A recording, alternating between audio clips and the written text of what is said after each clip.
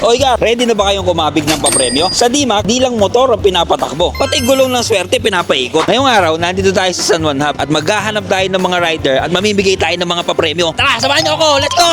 Okay boss, tanong ko lang, anong pangalan mo? Natol yan. Richard. Jamie. Bert Francia, sir. At kung hindi ka rider, ano ka ngayon? Scatterboy. Scatterboy, malakas kumita to. Call center po. Boss, wag mo ko Englishin ha. Janitor. Saludo tayo sa mga janitor. Sa restaurant. Malamang Kristo sa sabungan. Wala, nasa bahay lang ako. Hindi ako right.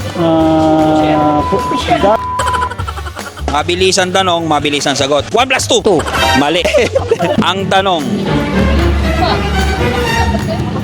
Ay, wala ba? Okay. 1 plus 1. 2. Correct! Di ba?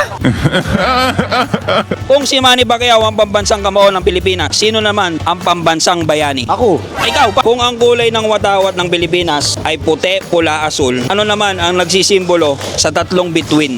Visayas, Mindanao. Correct! Dahil dyan, ito na ang ruleta ng ating kabuhayan. Paikutin mo na para malaman natin ang papremyo mo. Pansit Canton na naman. Coke mismo. 50 pesos cash.